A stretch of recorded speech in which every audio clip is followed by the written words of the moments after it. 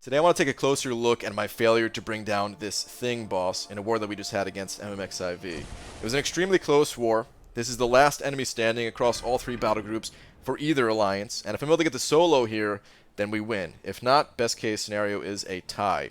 You can see I'm missing about 12,000 HP, and that's because I had a particularly rough war, and I used all 15 items that I had available to me.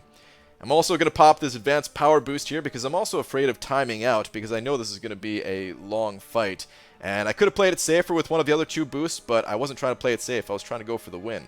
You can see here on the bottom of the screen a screenshot from a video that 3 Loki Celez uploaded, where they finished with 23 seconds left, so I know it's possible going into this fight. That gave me pretty high hopes, and I'm actually going to compare this fight against that fight in a few different ways as we go along. So the important thing to remember when fighting a Thing is you want to keep an eye on those rock stacks that he has. You want to control it in such a way that he has 15 whenever he launches a special. That's going to clear those stacks and allow you to keep fighting without him going unstoppable. So I'm trying my best to do that. I realize that you can get a pretty good pattern of a 5-hit combo, a heavy attack, which is 3 hits, and then a 5-hit combo into special 1 for another 7 hits, which is 15 exactly. So I practiced that quite a bit, and yeah, in practice, it goes fairly well. Of course, coming down to a high-pressure situation like this, doesn't exactly go as well. So let's check in on the 3 Loki fight. At 209 left, you could see the enemy had 84% health versus the 91% that I have here. And I don't remember the exact percentages during the fight, but it certainly feels like the fight is going much slower for myself. So that's kind of adding to the pressure that much more. Another good strategy for fighting Thing is to attack into his block to push him over to the right side of the screen. And I did that a ton in practice, but here I didn't want to do it too much because I wanted him to stay active. I didn't really want to spend that time attacking to his block. I wanted him to be throwing these specials. I wanted me to keep, being able to attack and get this damage in. All right, let's check in again on the 3 Loki. At 130 left, 51% versus me at 69%. And at this point, yeah, I'm freaking out. I'm like, there's no chance here. So I'm trying to stay a little bit aggressive here, but of course, at this point, now because I'm not attacking into his block, I'm backed up against the wall, and here's where things really go wrong. Here's where I get hit. He launches his unblockable special 2. I have 37% HP left, which means I have 22,000 since my base health is 60k, and boom, it hits me for 24,000. I would have survived if I had full HP, or an invulnerability boost, or just didn't get myself backed up against the wall. Any of the above. And ultimately, it's on me that we did not win this alliance war. There's nothing I can do about it now. Can't go back in time. That was my one and only shot at the Thing boss, and as you saw, it didn't really work out. But it did leave me with some questions, and I figured maybe you guys want an answer to the question as well.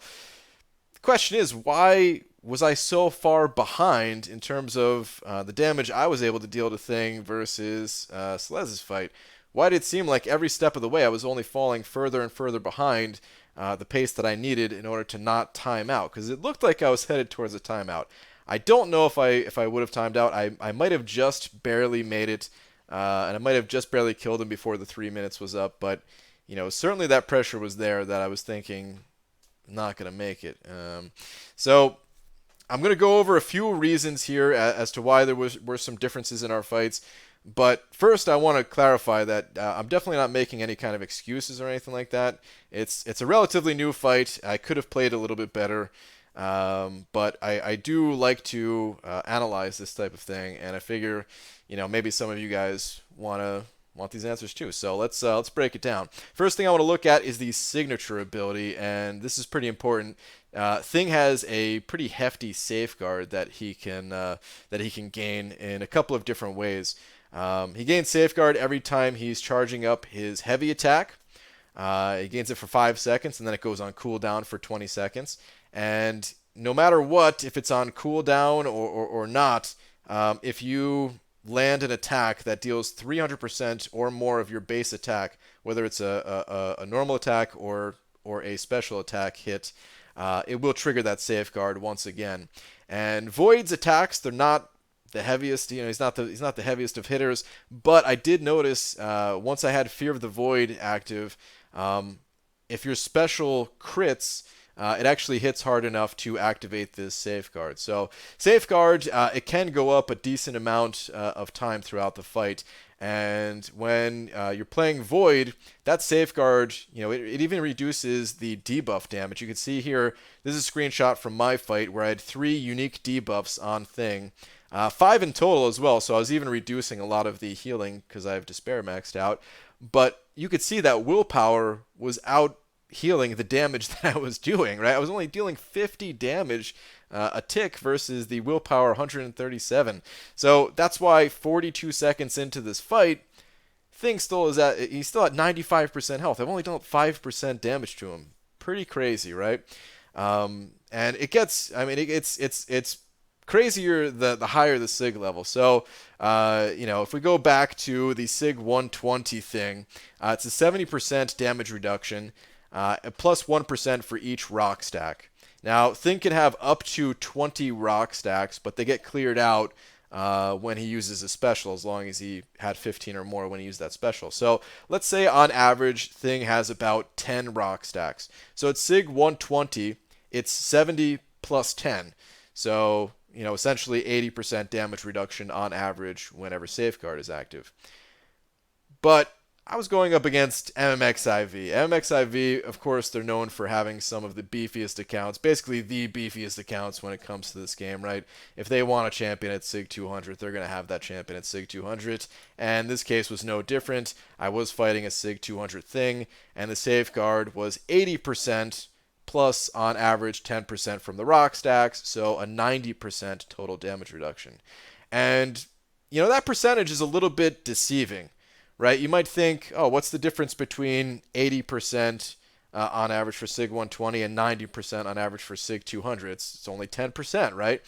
Well, sort of, but if you think about it, you're able to get in 10% of your damage through a SIG 200 Safeguard versus double that at 20% of your damage against a SIG 120. So it actually is a pretty big difference in damage. It is double the amount of damage between the two SIG levels here. So that is one of the factors.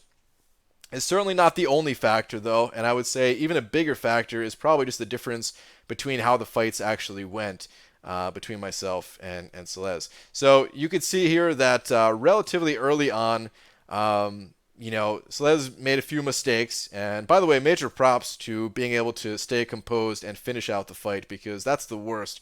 When you slip up a little bit early on to the fight, then you're thinking, oh crap, I really have no room to make mistakes here. I have to play perfectly. Adds that much more pressure, right? And Celez was able to do it. Was able to finish out the fight, which, by the way, that fight will be linked down below if you want to see the fight for yourself. But you can see here that they slipped up relatively early on and got below 50% health into Courage range. And Courage does not affect the damage that's being done through Void's debuffs, but of course it does increase Void's attack, and now all of Void's attacks are going to be hitting a little bit harder, and that is still a significant portion of Void's damage. So that's another difference right there. Also, when you're getting hit, you're gaining power for every time Thing is punching you in the face. You're gaining a little bit of power, right? And that allows you to throw your specials that much faster. You gain a little bit more power from getting hit than doing the actual hitting, right? Or getting hit by the specials versus evading the specials, that type of thing. So he was able to get the debuffs going a little bit faster. You get Fear of the Void up that much faster. Not only is Fear of the Void increasing your overall attack rating, but it's allowing the debuffs to be applied that much faster, and it really just helps to ramp up the fight. The earlier you can get into that Fear of the Void, the better. It makes a pretty big difference. So I think all of these things really contributed towards the difference between our two fights. And like I said, I'm not making excuses, just trying to analyze things. I could have played better, and I should have pushed him back a little bit further. I should have not risked it. It's possible that I might not have timed out. It just really looked like I was headed towards that timeout. I do think it's possible for Void to take out a SIG 200 Thing as long as you're playing the fight correctly, but it's certainly not ideal. I do think there's better options out there. I think Void is really just a kind of a fallback option if you don't have one of the better options, which I don't even know who's the best option against this guy. But there certainly are better options than Void. And yeah, I mean that's pretty much going to do it for this video. Like I said, we did not win, unfortunately, because I was not able to get the solo. It did end up being a tie, and I will upload that Alliance War in its entirety soon enough here. There were certainly other mistakes that I made throughout that war. So if you like to see me die in wars, then that'll be a war that you don't want to miss. But that is going to do it for this video. Be sure to check out Slez once again. That'll be linked down below. And thank you all for watching. Hopefully you enjoyed this little bit of a breakdown about Void versus Thing as a boss. And I'll see you all in the next one. Take care.